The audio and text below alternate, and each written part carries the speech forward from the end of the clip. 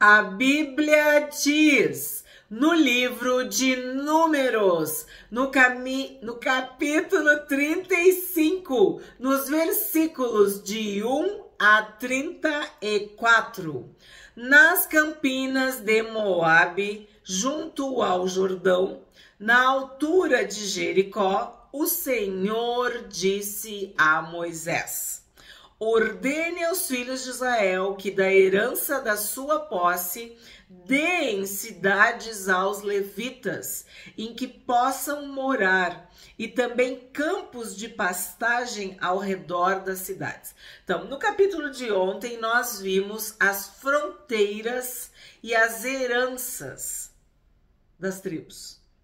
Se tu não assistiu, te convido a assistir o vídeo de ontem, capítulo 34. Estamos na reta final do livro de Números. Então, se tu prestou atenção, não tem a tribo de Levi, porque a tribo de Levi, ela é a herança da tribo de Levi é o Senhor. A porção dos levitas é o Senhor. Então, e a gente já viu isso. Falam das tribos e depois falam dos levitas. Agora, no capítulo 35, exatamente, Deus está falando especificamente para os levitas, sobre os levitas. Deem cidades aos levitas em que possam morar e também campos de pastagem ao redor das cidades. Então, os levitas iam receber cidades e campos dentre as heranças das outras tribos, dentre o espaço das outras tribos. Tu tá entendendo? Os levitas terão essas cidades para morar nelas. Os campos de pastagem ao redor da cidade serão para o gado, para os rebanhos e para todos os animais deles. Os campos de pastagem ao redor das cidades que vocês darão aos levitas, desde a muralha da cidade para fora, serão de 450 metros ao redor. Fora da cidade, do lado leste, vocês devem medir 900 metros.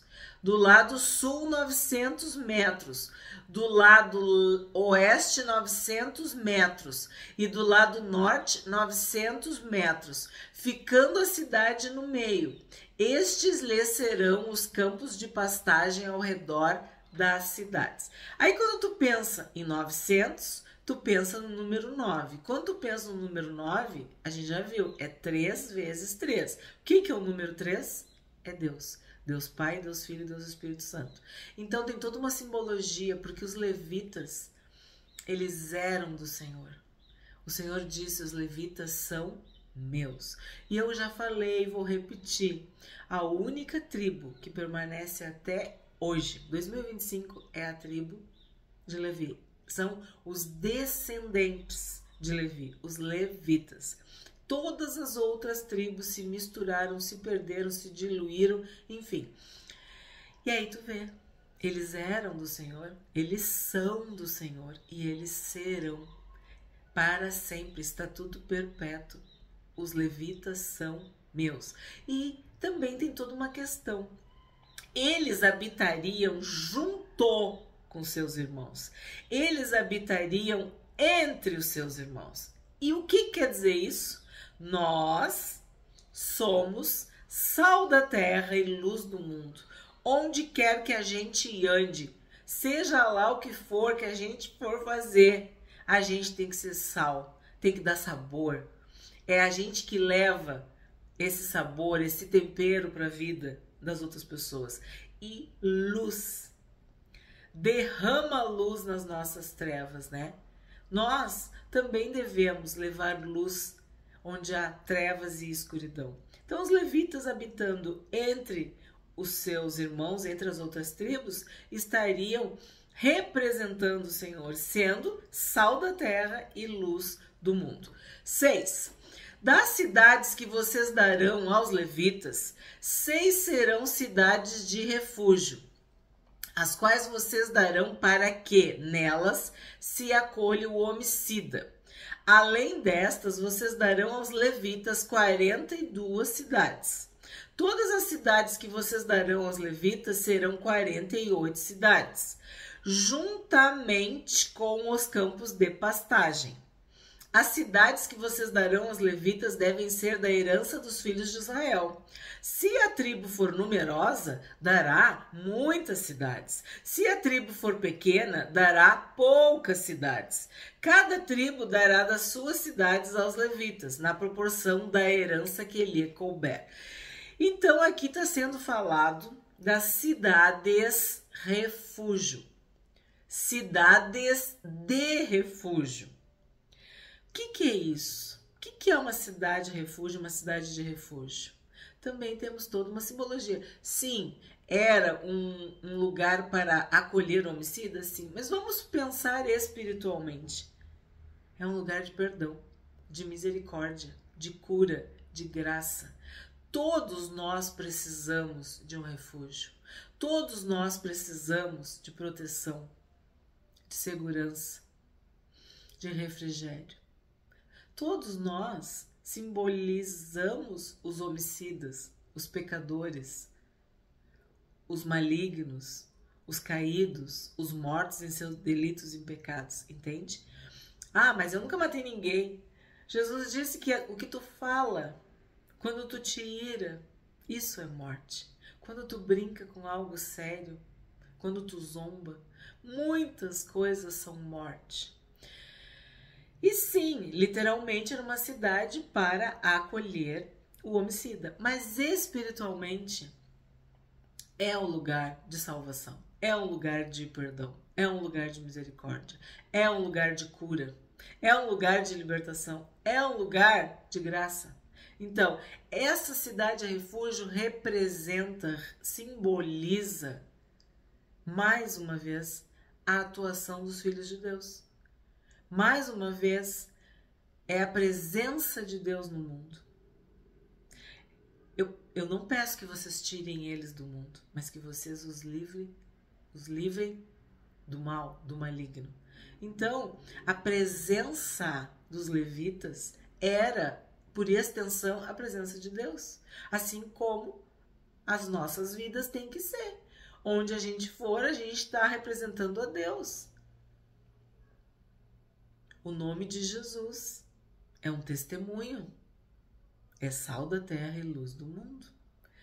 E é muito forte quando ele diz que isso é proporcional à herança.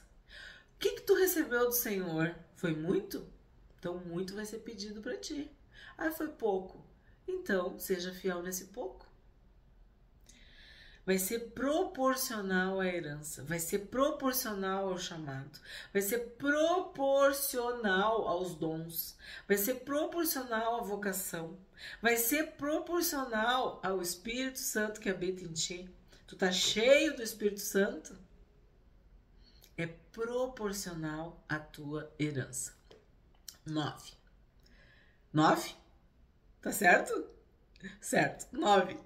O Senhor disse ainda a Moisés: fale com os filhos de Israel e diga-lhes: quando passarem o Jordão para entrar na terra de Canaã, escolham para vocês algumas cidades que lhes sirvam de refúgio, para que nelas se acolha o homicida que matar alguém. Agora presta atenção.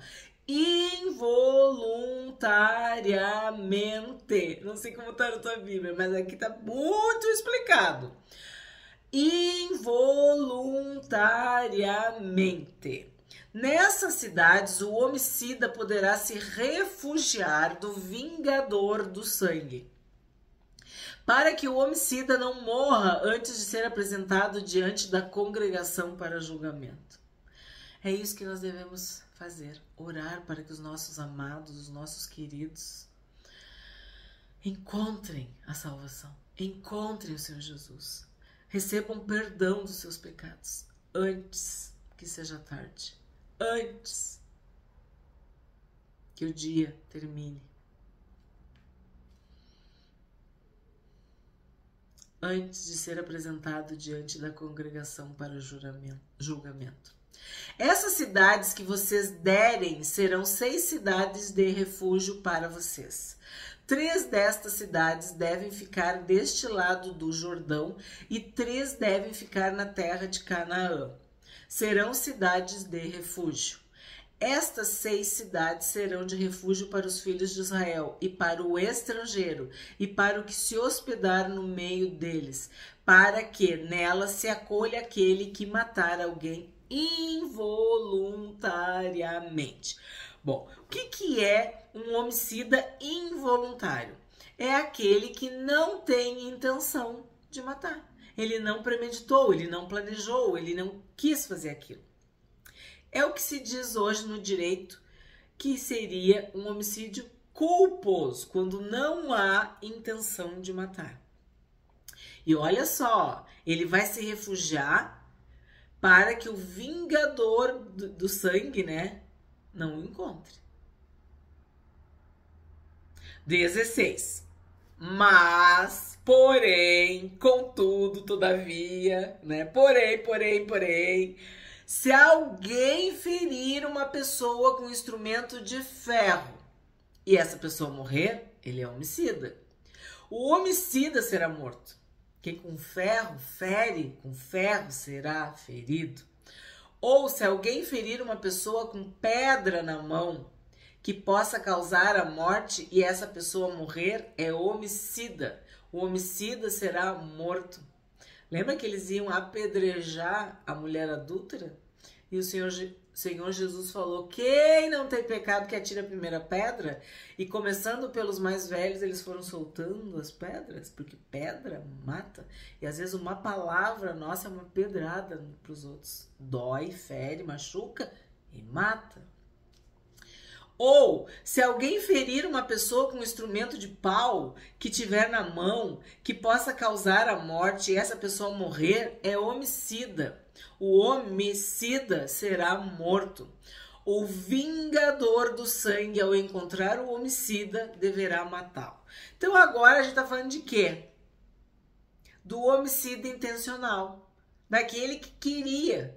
Porque se ele estava com ferro, boa coisa ele não queria fazer. Se ele estava com uma pedra, carinho não era. Se ele estava com pau, não era para fazer fogo, lenha, para se aquecer, não. Ele queria, ele já estava, né, preparado, se preparando, se precavendo com um instrumento que leva à morte. Porque acabamos de ver, tu pode ferir uma pessoa com ferro, com pedra e com pau e matar a pessoa. Então é intencional. No direito se chama o quê? Homicídio doloso. Quando há intenção de matar. Quando há dolo, né? Dolo. Quando tu tem uma motivação, um motivo, um porquê. Tu tem um problema, tu tem uma situação ali e tu quis matar. Foi intencional. 20. Se alguém empurrar uma pessoa com ódio ou com má intenção lançar contra ela alguma coisa e essa pessoa morrer, ou por inimizade a ferir com a mão e essa pessoa vier a morrer, aquele que feriu essa pessoa será morto. É homicida. O vingador do sangue, ao encontrar o homicida, deverá matá-lo. Aí aqui tem sentimento envolvido. Tem ódio, tem inimizade, tem vingança, tem retaliação, tem premeditação, né? Se a pessoa tá com ódio, ela não tá com ódio, agora eu fiquei com ódio. Não, ela vem alimentando esse ódio, essa mágoa, esse rancor, esse ressentimento, essa ira, essa raiva, essa má vontade em relação àquela pessoa. É algo que está sendo nutrido, gerado, é ódio. Inimizade, não se dá com a pessoa, quer que a pessoa se dê mal, quer o mal para a pessoa, inimizade. Então, há uma intenção, há um sentimento negativo, há uma motivação, que muitas vezes é considerado crime passional. Então, porque tu para e pensa, por que tu tem ódio? Porque um dia tu teve amor. Por que tu tem ódio? Porque um dia tu admirou. Porque um dia tu foi próximo da pessoa e alguma coisa aconteceu que quebrou aquele relacionamento. Porque tu vai ter ódio de alguém que tu nunca viu, de alguém que tu nunca conversou, de alguém que tu não conhece, de alguém que não tem nada a ver. Vou ter ódio como? Da onde que vem o ódio? Eu odeio. Mas tu conhece? Não conhece. Tu viu? Não, nunca vi. Tu falou com ela? Não. Ela fez alguma coisa? Não. Então, por trás de um ódio tem um relacionamento quebrado, tem alguma coisa que deu errado ali e que sentimentos positivos, bons, se tornaram negativos, ruins. Então, tem ali um componente de conhecimento. As pessoas se conheciam, né? Aí a pessoa empurrou a outra com ódio. Ela tinha má intenção. Ela lançou alguma coisa contra a outra. E aí tu pode pensar literalmente algo físico, algo material, mas também espiritualmente. Porque as pessoas buscam as trevas, as ciências ocultas, os encantamentos, as feitiçarias, o inferno, os demônios, para fazer mal pro próximo. E sacrificam animais e derramam sangue e fazem pactos e ofertas e oferendas e, enfim, oferecem para que os demônios atuem naquelas pessoas. E sim, se aquela pessoa não tiver o Senhor Jesus, se o sangue de Jesus não cobrir aquela pessoa do alto da cabeça até a planta dos pés, ela tá entregue, ela tá vulnerável. E aí aquela pessoa, ela pode não empurrar aquela pessoa, mas ela pode fazer um trabalho no ocultismo, no inferno, invocando demônios e espíritos malignos para fazer mal contra aquela pessoa. Seja um acidente, seja uma doença, qualquer coisa. Por quê?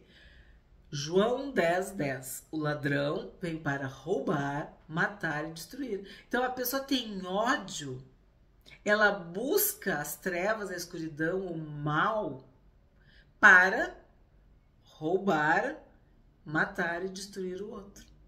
Porque às vezes ela não tem coragem, ou não tem oportunidade de empurrar a pessoa com ódio.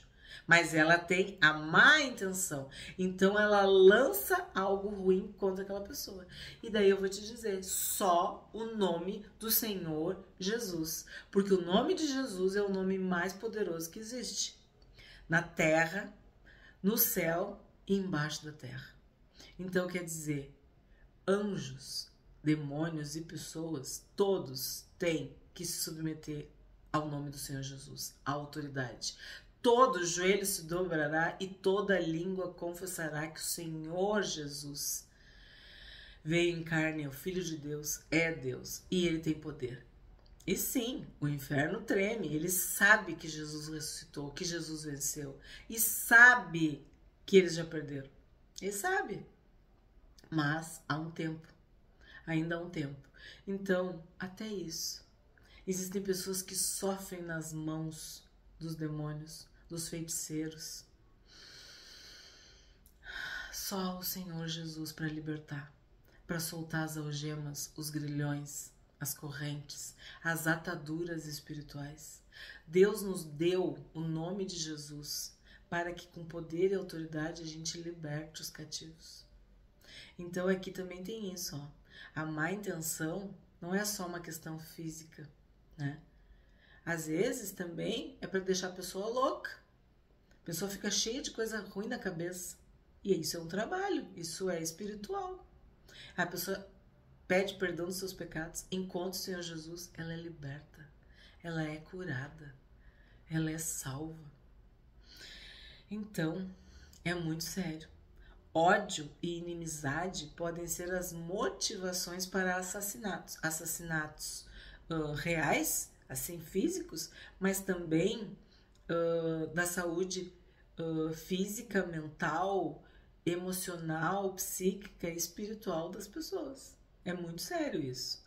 E aí, eu quero que vocês entendam que aí há algo passional. O que é isso? No direito é falado, né? Às vezes é um marido que faz isso contra a esposa. Às vezes é uma esposa contra o marido. Então, eles casaram, eles viviam juntos porque se amavam. Mas alguma coisa aconteceu. Às vezes até isso que eu tô falando espiritual. Tem gente que faz trabalho, coisa ruim, nas trevas, para separar casais. Ai, gente, É muito sério. A nossa luta não é contra carne e sangue, não é contra pessoas, é contra principados e potestades. E aqui tá falando também sobre inimizade. Discórdia, fofoca, inveja. O que faz uma inimizade, né? São sentimentos rasteiros, mesquinhos, pequenos, que têm a ver com pessoas que foram próximas e por motivos se afastaram, tá? 22. Porém, se alguém empurrar outra pessoa subitamente, sem inimizade, ou contra ela lançar algum instrumento sem má intenção, ou sem vê-la, deixar cair sobre ela alguma pedra que possa causar-lhe a morte e essa pessoa morrer, não sendo sua inimiga, quer dizer, não tem sentimento envolvido, nem tendo a intenção de causar-lhe mal. Então a congregação julgará entre o matador e o vingador do sangue, segundo estas leis, e livrará o homicida da mão do vingador do sangue, e o fará voltar à sua cidade de refúgio, onde havia se refugiado. Ali ficará até a morte do sumo sacerdote, que foi ungido com o santo óleo. Aqui tem algumas coisas bem importantes. Não tem intenção de matar, mas matou. Não tinha sentimento envolvido. Não tinha intenção de causar mal, mas causou. Então a congregação vai ter autoridade para julgar. A congregação julgará. E aí fala que ele vai poder voltar para a cidade de refúgio até a morte do sumo sacerdote que foi ungido com santo óleo. E nós temos essas situações na Bíblia. Quando morreu o faraó, né? Moisés matou o egípcio para defender o hebreu. E aí ele fugiu para Midian. Lembra? Vídeos no canal. E aí depois o próprio Deus diz para ele, pode voltar pro Egito, porque aquele já morreu. Aquele que queria a tua morte já morreu. Mesma coisa com o Senhor Jesus. Quando Herodes mandou matar todos os meninos, né? E aí eles também fugiram, né? E aí é dito, pode voltar. Herodes já morreu. Aquele que queria a tua morte já morreu. Então aqui está dizendo, ó, que ele vai ter que ficar até a morte do sumo sacerdote. Por quê? Porque a autoridade máxima é do sumo sacerdote. E ele vai ter que respeitar. Porque ele, vamos dizer assim, infringiu aquilo ali. E ele, e diz bem claro, foi ungido com santo óleo. Então ele vai ter que cumprir, vamos dizer assim, essa pena, esse exílio, ser banido enquanto o sacerdote viveu, até a morte do sumo sacerdote que foi ungido com o santo óleo, porque ele não honrou essa autoridade, não honrou essa posição desse sumo sacerdote. Então, não honrou antes, pois vai honrar agora. 26. Porém, se em determinado momento o homicida sair dos limites da sua cidade de refúgio, onde tinha se refugiado, o vingador do sangue o encontrar fora dos limites dela, se o vingador do sangue matar o homicida, não será culpado do sangue, pois deve ficar na sua cidade de refúgio até a morte do sumo sacerdote. Porém, depois da morte deste, o homicida voltará à terra da sua posse. Estas coisas serão por estatuto de direito para vocês, de geração em geração, onde quer que vocês morarem. Aqui é aquela criança que sai do castigo. Tu diz, tudo bem, mas tu vai ter que ficar no castigo. Aí ele sai do castigo, ele saiu dos limites. Tá bem claro, ó. Se o vingador do sangue o encontrar fora dos limites, o vingador do sangue vai matar o homicida. Por quê? Porque ele desobedeceu de novo, ele saiu. E ele vai ter que ficar na sua cidade de refúgio até a morte do sumo sacerdote. Depois da morte desse, o homicida voltará à terra da sua posse. Então, tem gente que joga fora a sorte, né? É muito triste isso. Tu recebe um livramento, uma chance e tu joga fora. 30. Todo aquele que matar uma pessoa será morto conforme o depoimento das testemunhas. Ó, observa que é no plural. Testemunhas. Ninguém vai ser morto pela palavra de uma testemunha. Então, todo aquele que matar uma pessoa será morto conforme o depoimento das testemunhas. Mas uma só testemunha não deporá contra alguém para que morra. Não aceitem resgate pela vida do homicida, que é culpado de morte. Ele deve ser morto. Também não aceite resgate por aquele que se acolher a uma cidade de refúgio e quiser voltar para sua terra antes da morte do sumo sacerdote. Assim, não profanem a terra em que vocês estão, porque o sangue profana a terra.